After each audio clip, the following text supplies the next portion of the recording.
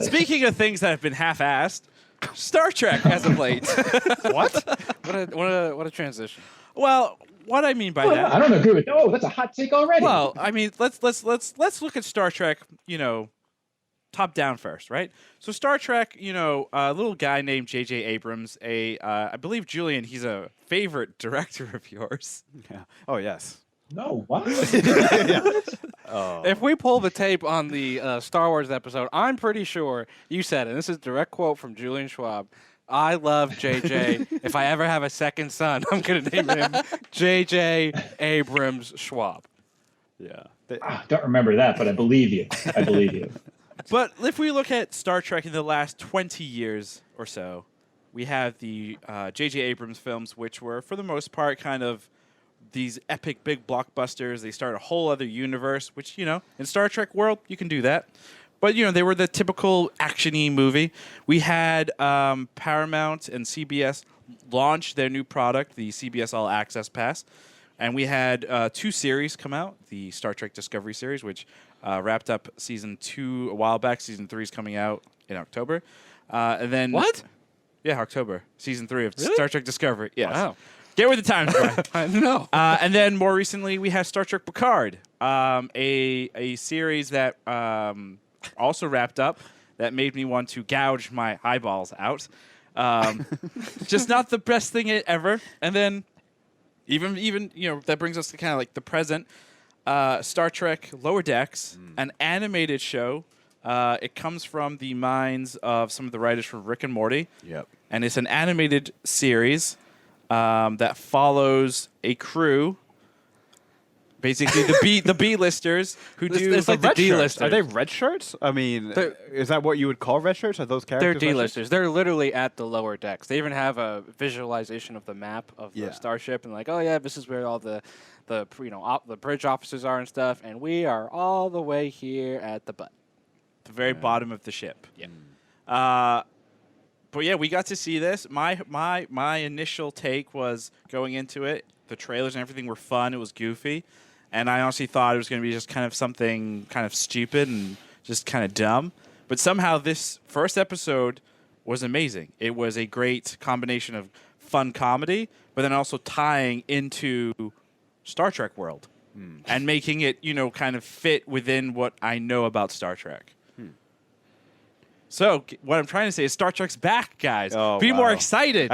Star Trek's back. What is our resident Star Trek expert Julien Schwab think? Well, a lot was just said there. I mean, first of all, to say 20 years, we've had it better in the last 10 years because 20 years also incorporates some of those awful Star Trek The Next Generation movies. So And Enterprise. Name Name one bad Star Trek Next Generation Nemesis. film. That was okay. Ooh, Insurrection. Good Lord, Insurrection. But so by that lens, I think JJ's World is an improvement. Yes, Picard was rash of the worst order. This I liked, but I think in a way I just kind of want to see where it goes. Like I thought it was funny, but not funny enough. I thought it was cartoony, but not cartoony enough. Like the feeling that I got the next morning when I woke up was like, oh shit, I watched a pretty good Star Trek episode last night. Like that felt like Star Trek. It felt like there was no bad guys. Everybody was working together. There was some comedy. There was some like sentiment. There was some excitement, some travel. So it felt like a regular Star Trek. I just wish it went a little farther. I wish it was grosser. I wish it was more adult. I wish it was funnier. It just felt a little bit too much like Star Trek, which I guess is a compliment and a critique as well. Maybe. Julian, a quick question. Did you watch the original, like the animated TOS? Long ago. In the galaxy far away? I know what you're talking about. Yeah, but yeah, but not in the last 20 to 30 years. Because I know a lot of people have obviously been talking about this and like obviously been comparing it to that. That was the continuation of the original series. That was obviously the last animated Star Trek we had 50 years ago, right? Didn't even know that existed. Yeah, that was how they continued it for, what was it, like a season or 2 seasons? It was about one season. Yeah. So, and then it got picked up. The fans did all their write-ins to get the movies going. yeah. So So here's my question. I am coming at this as a non-Trekkie, right? I don't know much of the lore. I didn't watch any of the shows. I've only really seen the J.J. Abrams movies. And I enjoyed it a lot. I enjoyed this a lot because even though there were references to Star Trek, I didn't feel alienated. No pun intended. I didn't feel alienated from the series. The humor was enough that I was able to understand it. I know Star Trek like just enough. Does this feel, because this is a completely different medium, does this feel like it's part of the Star Trek universe, or does it feel separate? It felt like it was part of the universe to me, just because they do. It just feels like a different slice of that universe, if that makes sense, right? You know, I think Rabbi said it a few weeks ago, where it's like Star Trek had become this serious thing, where it's like Vulcan is dead, you know, and like everything is serious and epic and battle and like you know, the JJ universe, right? Like everything had become like this cool, gritty world of Star Trek. And there was an article, I think it was Slash Film, that put it out, that pointed out like the problems with the J.J. Abrams films and why they fucked up, which is because it was galaxy ending, you know, end of the world level type shit, and that's never what Star Trek's been about. Star Trek has always been about like these small little like moral type decisions, these cool little weird sci-fi things that make you go, whoa, the galaxy is a big, big place. And that's what I liked about Lower Decks is it's actually taking something pretty simple, which is it's not always the top tier, you know, commanders in charge running around and doing everything. An entire ship is composed of a whole group of people. I mean, maybe I'm looking way too deep into Star Trek with this. Maybe I'm not. But it's interesting that Star Trek is supposed to present a world in which everyone is equal. There's no money. Everyone does everything for the greater good. But there's still clearly like a class system, right? Within the ship. Within the ship. Like right off the beginning, there's the new doctor that enters, and the guy says, "Get move along, lower decker or whatever, or something like that." And that's a very clear kind of like, you know, not necessarily like a terrible derogatory term or whatever, but it's still pushing upon the idea of like a class system. Yeah, it's condescending. Which is interesting because like in Star Trek, we want the world and the universe and everything is supposed to be this good, something to look forward to type world, and clearly it's not. So I think that's interesting. And then also the other big thing that I think is fascinating with the show is who the family structure. The captain of the ship related to is married to an admiral. Yeah. And then their daughter, who is just kind of in a mood, is now on the ship in the lower deck. We don't know if they're married. We don't know if they're married, but they had a kid together. Yeah, they did have a kid together. Right. Yeah.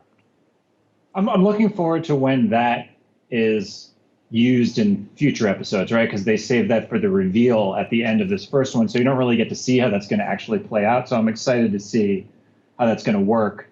But everything you said, I agree with. I think my big question is, why is this a cartoon? Because everything I like about it, like, except for like one or two small moments, I don't know why it was a cartoon. Even like that opening bit where she accidentally like slices his leg, you know, like she kind of just gives him like a little cut. Like, it's not even like, why didn't she cut his leg off? You know what I mean? Like, I don't know. I'm just not sure why it's a cartoon. My favorite scene was when that big spider is like gumming him and throwing him around. To me, that's a cartoon. It's still Star Trek. And it's the only time I actually laughed out loud. I mean, I enjoyed the whole episode, but that was when that spider finishes suckling on him was the only time I like literally like chuckled by myself. So I feel like, I guess I'm wondering, why is it a cartoon? I feel like they're playing it safe to start, right? Yeah. You know, I think Star Trek, you know, Ravi, you obviously talked about the JJ stuff, and that effect was obviously felt on Discovery heavily, obviously Picard heavily, and now they're starting to get away from this JJ verse with the announcement of the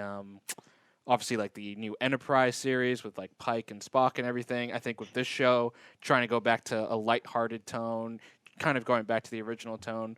But I think what Paramount and CBS and what they're trying to do with Star Trek is really just kind of figure out, like, okay, where are people? Like, are we going to go all the way cartoon and just be, you know, have those gross out kind of animated moments? Or are we going to I would hope kind they of go play there, the middle? right? And, you know, to be fair, they kind of, like, with the whole zombification, like in the first episode, the thing that turns them into these kind of like blood-suckling vampire Suckling. whatever creatures. Like they did play into that element, I think, in the first episode, which would look very probably corny in the Star Trek universe, or wouldn't be that great in a live action setting. It's true. It was like a Borg attack gone berserk, right? Yeah. With like actual zombies, which is kind of cool. Although I didn't like the comedy of them trying to continue having that date during that. Oh, like you that didn't felt, like that? Like, so in terms of the comedy, like that's the comedy part, and I was just like, just shut up. Like I don't know. I just wasn't feeling that. Like it was annoying me, to be honest. The comedy parts annoyed me more than the actual Star Trek parts. So for me, like parts like that work with it being a cartoon. Like if it was live action and that interaction was happening, that would feel even to some degree cornier than the situation, like the whole like look and feel. I also wonder, and maybe once again this probably isn't the case because I'm sure that this has been it's been in the works for a while, but does COVID play any role into this? Did they want to go with an animation type show because we are doing the whole social distancing thing, or was this always kind of slated to happen? This has been announced years ago, so this had been the plan for a while, and I know it had kind of been in development hell for a little bit. So I was actually shocked that the show did get released, just because I feel like they have tried to do animated Star Treks, and they're doing another animated Star Trek show that's more of a kid show On Nickelodeon. No. On Nickelodeon, correct? And God, I don't know how that's going to work out. I'm honestly. worried. I'm worried for that show because Star Trek fans, I feel, are like Star Wars fans. Like, remember when Star Wars Resistance came out or Star Wars Rebels came out? The Star Wars fan base got really mean and cruel and stupid and didn't realize, as Brett Rader would say, this is a children's story. Like, I'm hoping that Star Trek fans realize that, the Star Trek on Nickelodeon, that is for kids. Right. Like, you don't need to go and destroy it. What I did appreciate about the show, though, was there's still deep cuts to Star Trek lore, right? I think, one of the articles I read was, and I didn't catch this because I haven't seen every single episode of every single Star Trek and memorized it. What? But I think Get out. In that ending bit when the female lead character is talking about like all the stuff that she knows, she mentions a character name, and it's from the second pilot of the original series, the ensign who gets the godlike powers, and then Kirk has to kills him by crushing a hill on him, but he doesn't leave it in the log, right? He just says I think he like passed away or something like that. Yep. So like there's references like that to like the original series, and people were like, "Wow, that's so cool!" And like I love that stuff, right? I love when you can kind of like have those deep cuts and deep references where the casual viewer can still brush it off as just like, oh, it's any old jargon, but it actually has meaning. So I appreciate that. I appreciate about the show because I think Star Trek has always created and had fun callbacks to its, obviously it's deep lore now. It's deep mythology where you have tons of TV shows, you have tons of movies, tie-in comics, books, novels, VR games, video games, board games, fan fiction. Well, fan fiction doesn't do anything. It's all canon. Fan fiction is not canon, you psycho. It's canon now. oh my God. I also like that. I think it paid off in a few like hypothetical situations that I had thought about for Star Trek. Like, what if the food replicator breaks, like, and it's just popping out bananas, or the obvious implication that every crew member is having sex in the holodeck. Yes. Like, we finally got to see them. Whenever she starts that program with all the naked dudes making out, it's just like, finally, confirmation that gross shit happened in the holodeck. And they're like, human. I was hopeful when I saw that. Do you guys think that the show's going to lean into that as we kind of go into because it's animation. It needs to lean into it? it. I hope so. Yeah, it has to. Yeah. Otherwise, agree. I think Jules is right. And I think that the other reason that I feel like this animated format works is that it moves very quickly. The pace to me seems a lot faster than any regular Star Trek episode that I've seen. Well, I mean, the biggest difference is this is a half-hour show. Yes. Most Star Treks are 45-hour long shows. Like, Picard. Oh, are they? Yeah, obviously back when it was on, network television, it was the 44-minute formula. Yeah. And now, even with Discovery and Picard, some of those episodes would go longer than 44 minutes. They would go 50. Some would go an hour. Yeah. So there would be a lot to the episode. Yeah. So I think I mean, animation always works best in the smaller, Fast paced. fast-paced Yeah. type of. I enjoy, and I think that's one of the reasons I think this is a show I can stick with. Whoa. Christian's going to stick with a Star Trek show? Because it's to me, it's more. It's like Star Trek meets Rick and Morty, and I hope they lean more into the Rick and Morty, right? Yeah. And And but this- yeah, and yeah. it's faster paced, and the characters were funny and it's kind of irreverent here and there, and there's like good situations. And I feel like it's not a perfect debut, but there's a lot of potential. I think. It was also renewed already for a second season. And a third.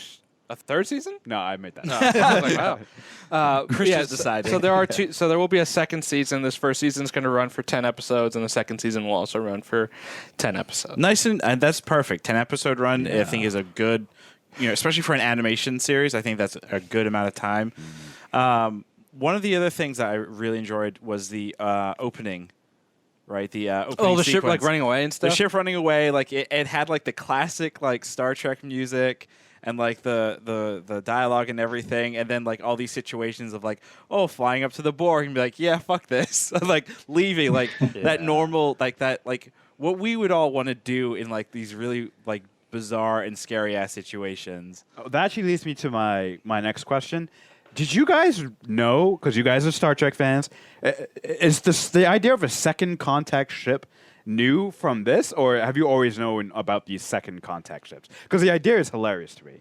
Like, I have never heard of it. I never heard of that. second contact. Like, to me, that's brilliant. It's like they're not only on the lower decks, they're on the lower decks of like a second-rate ship, right? That does second-rate jobs. Like they're gonna come in after the heavy guns. I like it because it. Yeah, they do all the paperwork. Yeah, I love they do. there's the one bit where the guys didn't really know how to pronounce their names like on the planet. Right. It's brilliant. Yeah, I like all of it. I hope there's they pull in like administrative humor, like like situations from The Office, like they have to deal with corporate, and you can translate that idea to dealing with the first contact ship or something. I can't wait. There's a lot of potential. I thoroughly think I'm going to enjoy it. Where are the timelines? Because obviously this is in the Prime universe. Is it? Yes, I know it's in the Prime, but I don't remember. Wait, you do? How do you know that? Because it said it in like the premise was that it's Prime universe, Oh. but I don't remember where in the timeline it's listed. Well, it's Next Generation, certainly after Next Generation, because they know Worf, Yep. they know. Oh yeah. It's listed in the year 2380, which I believe is right after the time that Voyager returns home.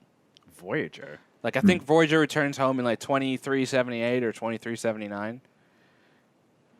I like the uniforms they got in this show. That's like a mix of Next Generation and the classic Star Trek movie ones with the flap that goes over the chest. They're kind of doing both. I like that. Second contact ship. They can also experiment with the uniforms. Exactly. Anytime you have a Yeah. new Star Trek series, new uniform. Yeah, you gotta tweak it a little bit. They're trying to follow the Star Wars like Stormtrooper formula, where it's like new anything, new Stormtrooper. New stormtrooper. Yeah, gotta sell that merch and that product, Okay, so for a timeline update, Star Trek Nemesis takes place in 2379. This takes place 1 year after Star Trek Nemesis. So Data is dead. Data is dead. That's the He's that's like dead. the key Yeah. takeaway. What characters are still alive? Data is dead. Janeway's an admiral, right? Yep. Janeway's Yeah, an she would admiral. be. Cisco obviously is no longer there. Wait, Cisco's dead? Yeah, he's in the Nexus, right? The Nexus. He joined something. Yeah, he joined the Nexus. Something. Did he join the Nexus? Yeah, right. It's the Nexus. Am I confusing my? I think. Well, that's where all three captains ended up in the Nexus, because that doesn't. seem No. possible. You're right. Not That's where Kirk and Picard Picard go. He goes with those weird Wait, aliens. What's Nexus? Is that like Captain Heaven? So it's like this in between place that connects time and space. Wait, there was a good Star Trek movie that I watched when we were really young. Yeah, Star where- Trek Generations with Kirk and Picard. Oh, that was so great. Is that Yes. Nexus? That's the Nexus. That's Oh, where that they- is the Nexus. Yes. Yeah. The in Like between. You live like your afterlife there forever. Yeah. Cutting wood. And then just for point of reference, Star Trek Picard Season 1 takes place in 2399, which is 19 years after Lower Decks. Cool. Because I guess they wanted to make Picard as old as fucking possible in that show. Yes. Yeah. Because you want to see a 92-year-old man running around the Oh my universe. That's God. what everybody wants. With like really interesting Botox. Terrible Botox. They did a terrible That job. show. I was trying to be nice. So before we answer that age-old question and let Julien get out of here, do we have any ideas where we think this is going? Do we think that this is going to have a cohesive story, or is it just going to be a bunch of idiots running around the galaxy? I think that's good. The through line is going to be the family, but I feel like it's going to be one-offs with common that being the thread through. Yeah. Right. My only fear for the show is that they promote them too quickly, right? So, like, obviously, each of these characters have aspirations to move higher. And I think the last thing you want to do is get to, like, a season 3 or season 4 of the show, and it's like, we have a captain and a chief medical officer, and, like, And it's it becomes not a really regular. It becomes it's a not regular- really Lower Deck. So I'm interested to see kind of like as they quote unquote power up throughout the show, how they knock them back down again. You know, That's my beef with the JJ movies is all these promotions and demotions. Every single movie, everybody's promoted and demoted like 2 or 3 times. They get sick of it. That said, the Lower Decks, I think there is going to be, I think they're not going to be able to help themselves. There is going to be an arc.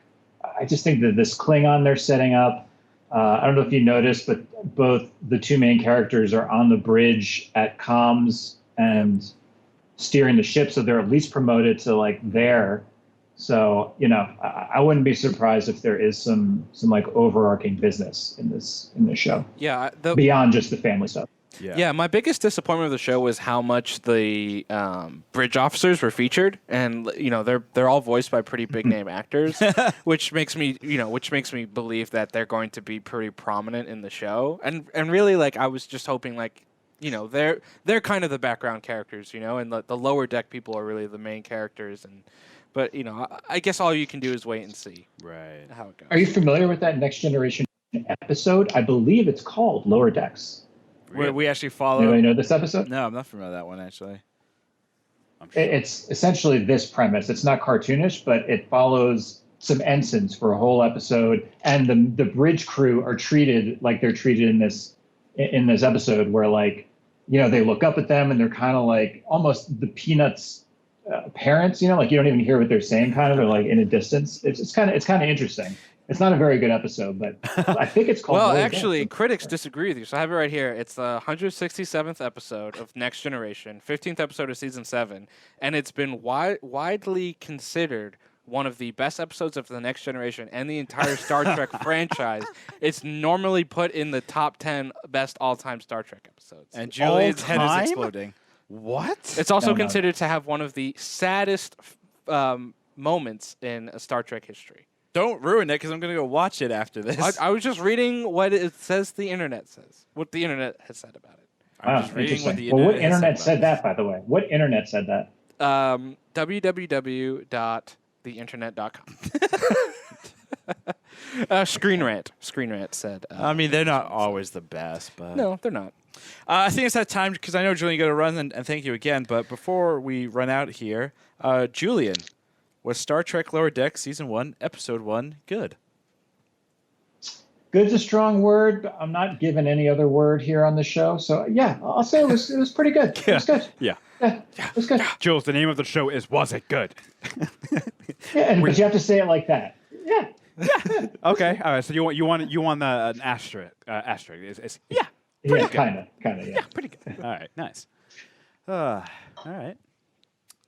Julian, you got to go around now. You guys pick Arjuna and ask him the question. Oh, I say Arjuna, was Star Trek Lower Decks season 1, episode 1 good?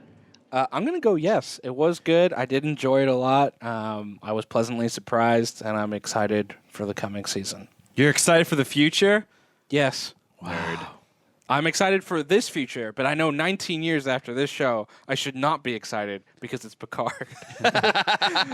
So if the show does, if it follows the formula of one season for a year, if we get to season 20 of Lower Decks and it catches up with the Picard timeline, I gotta drop the show at that point because it's just too dark. Krishna, was Lower Decks good? Yes. As a non-Trekkie, I found it quite entertaining, and I am quite hopeful about its potential.